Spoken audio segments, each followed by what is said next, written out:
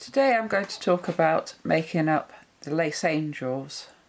This is one of my designs. It's the latest one to enter the collection of angels that I've designed. And this one actually has 3 components to it, whereas the others all so far have 2. This one, I've designed it so it has a 3D element, as seen in a lot of the Thomas Lester designs. And this is going to be mounted on the angel skirt to form a 3D element. Then you have the wings and the body. All 3 pieces are finished and off the pillow, and now all that needs to be done is to finish them off. Normally I try and finish the wings at a point where you can use one of the threads that are left to sew the angel wings onto the body. But this pair of wings are finished at 2 points, so both of these need finishing and completely cutting off. The little 3D raised element, one of those threads will be used to attach to the lace, and the lace skirt, all of the ends will be finished off except one, which will be used to sew the seam down the back of the skirt. The elements then will need stiffening. Now the wings and the raised element I will stiffen flat before attaching to the skirt. The skirt I will sew the seam down the back of it to the other side to make a cone using ladder stitch, where you go in one pinhole across the space, down through the skirt and up through the next hole, and then across again, forming a little ladder. These angels are designed so that you finish at the neck, because obviously that is the narrowest point, and you can then sew down from the neck more easily than if you finished at the end and sewed up towards the neckline. The skirt is finished with stiffening after this seam has been sewn. To stiffen it, I've made a cone of card and then I've covered it in sticky back plastic. If you don't have sticky back plastic, you can use something like cling film to cover it. This just means that the lace will then slip off the cone when it's dried and not attach itself to the cardboard. As I said, the wings and the 3D element will be stiffened flat, and for that I'm going to use a piece of perspex, or you can just put it on top of a piece of cling film again so you can peel it off. The stiffening agent I use is this one, available online, but there are many other textile stiffening agents out there. Some work better than others. I generally put on 2 coats. I apply it quite generously, then soak it off with a piece of kitchen towel and let it dry, and then do the same process again. Now I've finished off the ends, all I need to do is to stiffen the wings and the little 3D component, which I will stiffen before I attach the skirt. I want to attach it to the skirt before I join the back seam, so I'm going to do those 2 first, let them dry, and then I'll attach them. Now I find the easiest way is to take the top off the bottle and use a small paintbrush. Use one that is either new or hasn't been used on coloured paint, because you can guarantee that if you don't want colour to seep from a paintbrush, it probably will. And I just literally paint it on. I put my finger on there, stop it moving about, and I make sure I give it a really good coating. It does look excessive to start off with, but you will soak it with a kitchen towel once you've given it good soaking.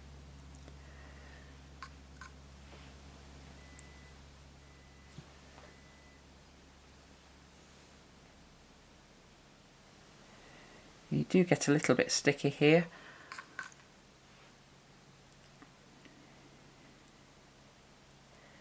Really make sure it soaks through the lace, especially the picots, because you want those to remain nice and crisp. Now I've got a little whisker come out of the paintbrush, which we don't want, so I get rid of that. And because it's a new brush, it seems to be shedding hairs. There's another one there.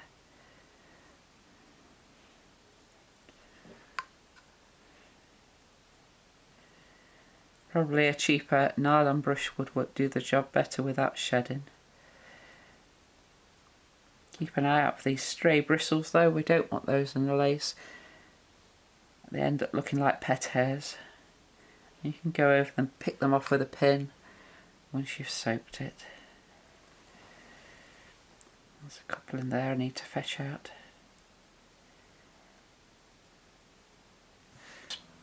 Pick those out.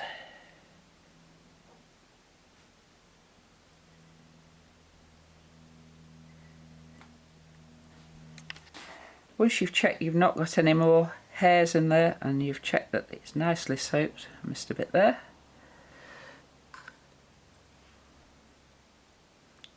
It's soaking through quite nicely. Every little bit of the lace was quite wet.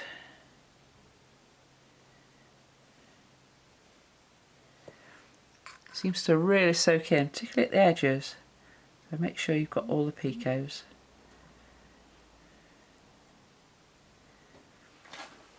Paintbrush down, out of the way so you don't stick your hand on it.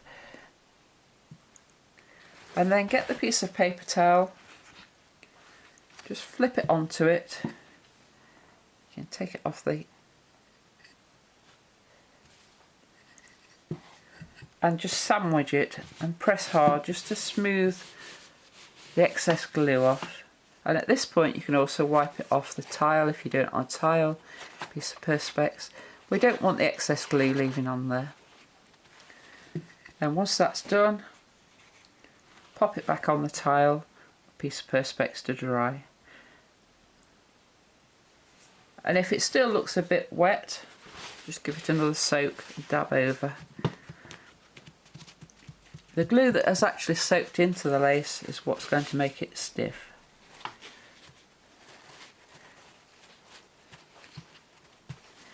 And then just do the same to the little 3D element as well.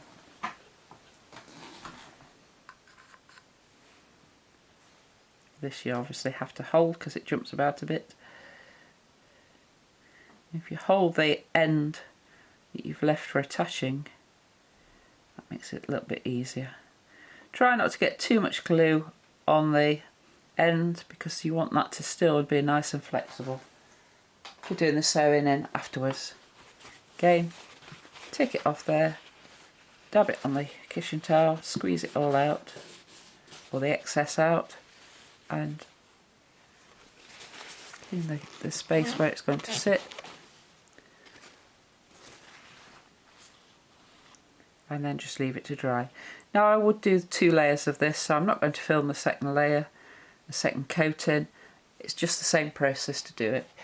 Then I'll attach the 3D element to the body, the skirt of the lace, before doing the back seam.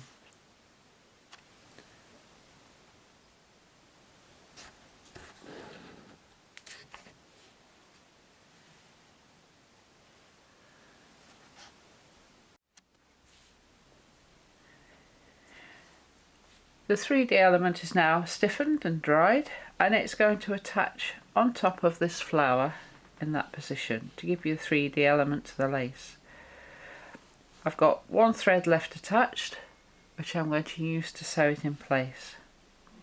And you just sew it through the holes that you've got in the lace, the pinholes that we used, and make sure you sew in it over the gimp as well.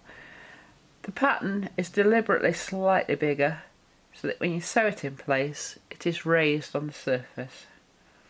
And I'll just stab stitch that now in place.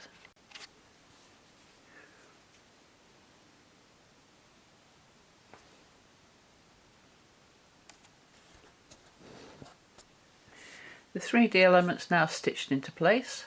It does look quite raised at the moment, but I think when you curl it round to make the cone and stitch the back seam, it won't be quite as raised.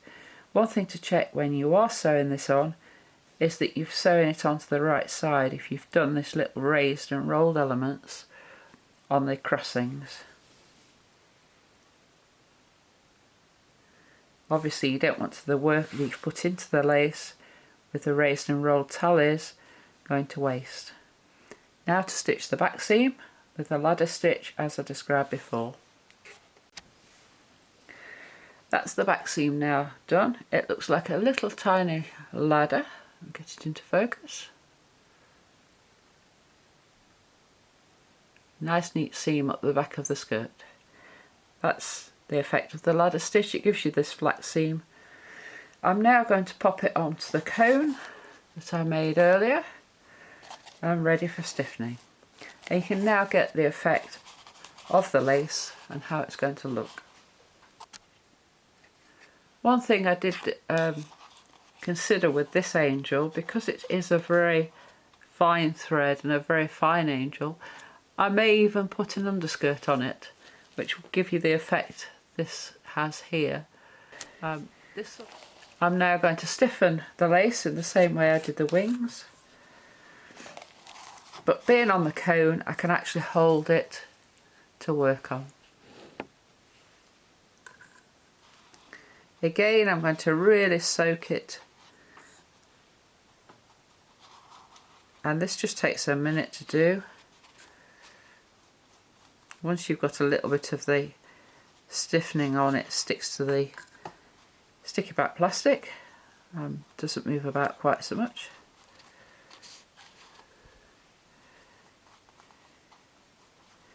Again, keep an eye out for stray hairs if your paintbrush is shedding a little bit like this, and having said that, it's just got one. I've put cling film down on my table but left the tablecloth on so you can see what I'm doing, just in case there are any drips, because I do drip a little bit, putting quite a bit on.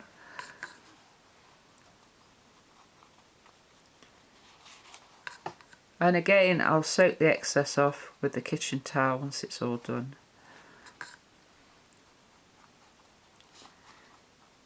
Another hair there. I don't forget a new paintbrush, I think.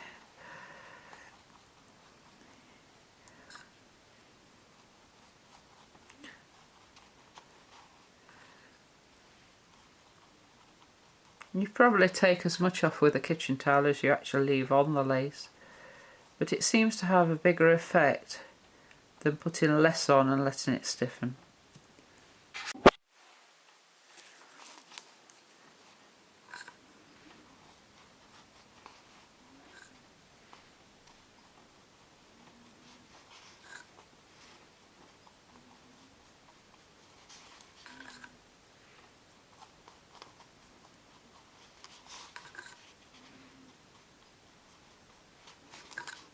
It seems to take quite a bit of time going round it, but it's worth taking the time to make sure you don't miss any bits.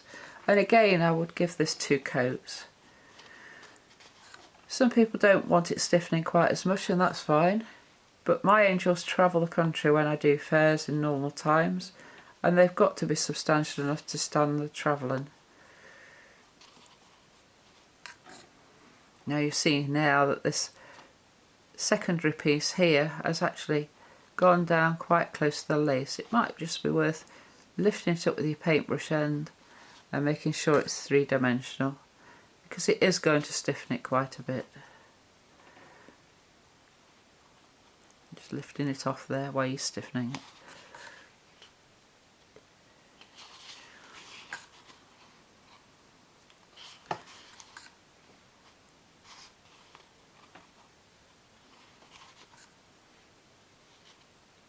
This cone just helps to keep the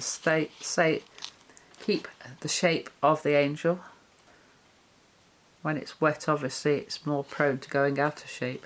And you can see it's filling up the holes. The aim when you dab it off with the kitchen towel is to get rid of the excess and make sure you maintain the holes from the pins. We don't want it to look like a solid piece of porcelain or anything like that. We want it to look like the lace that it really is.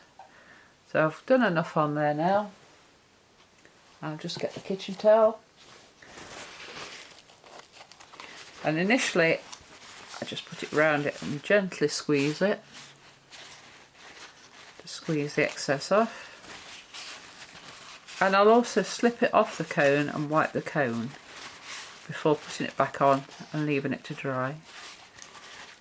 And you can see the difference that taking the excess off has made. It opens the pores back up, the pinholes, to make it much more like the lace. Then I'll just slip it off for a moment, and it is very, very soft. Wipe the excess off. 2 reasons: you don't want all that excess on it. It's better to put 2 thin layers on than 1 thick, and it will take less time to dry. Now it's gone a little bit floppy, so you do have to reshape it when you put it back on the cone.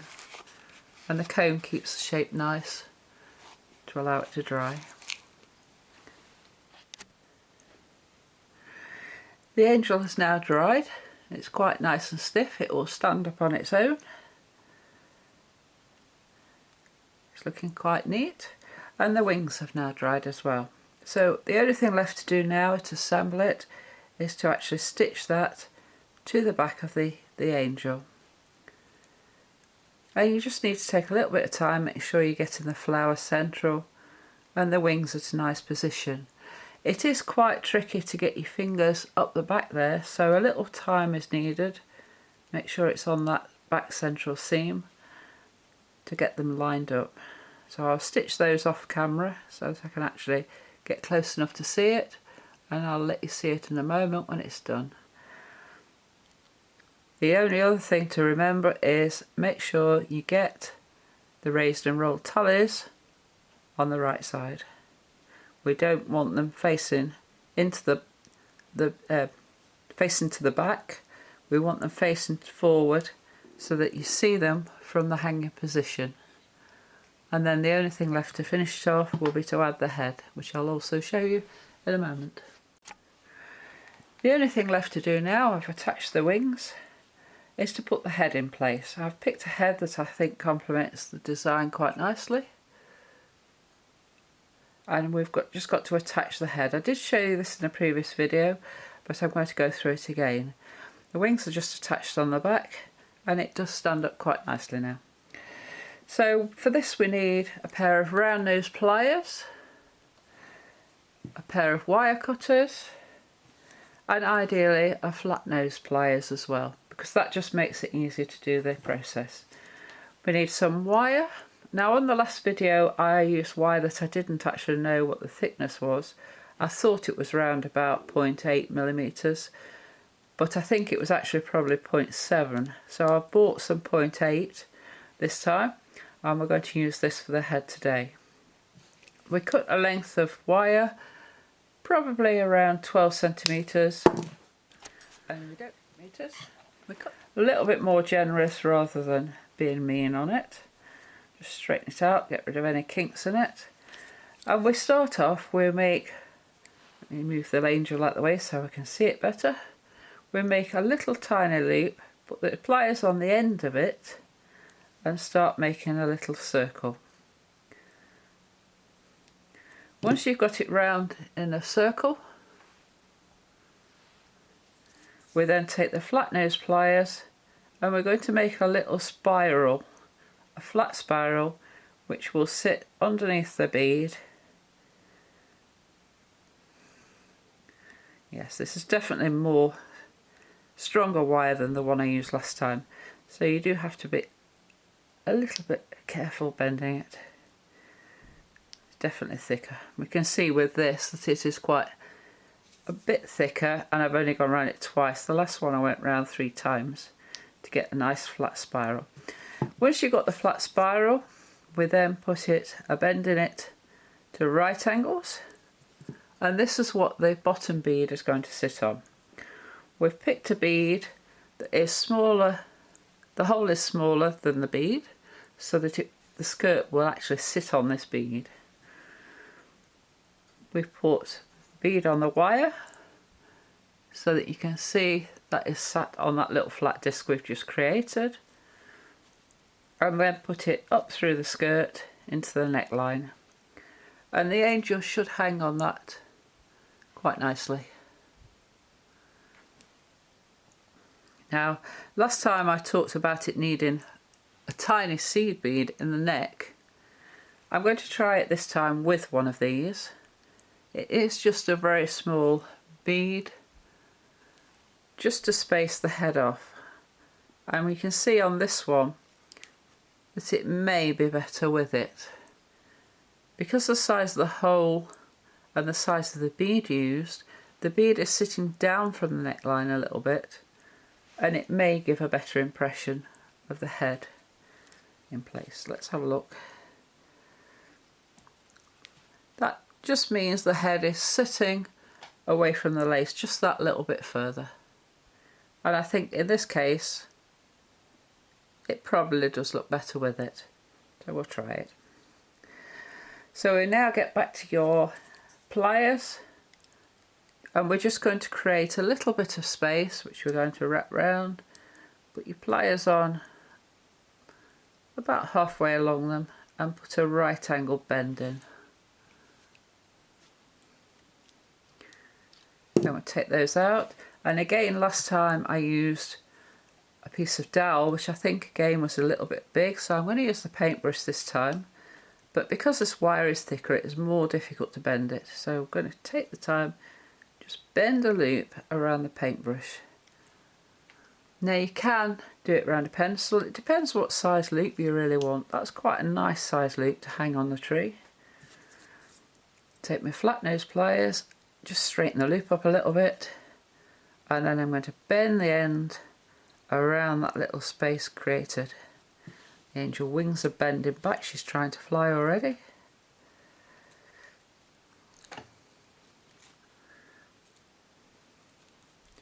This is definitely a better thickness wire than the previous video I did. So it's 0.8mm wire that you want for this. When we get down to that, we can then, if you hold, difficult to do on the video without getting my hands in the way, hold it there and take the other pliers and just give it a little firm tug to make sure it's round there, and then that can be cut off using your cutters. And we're there now, have the angel ready to fly and hang on your Christmas tree.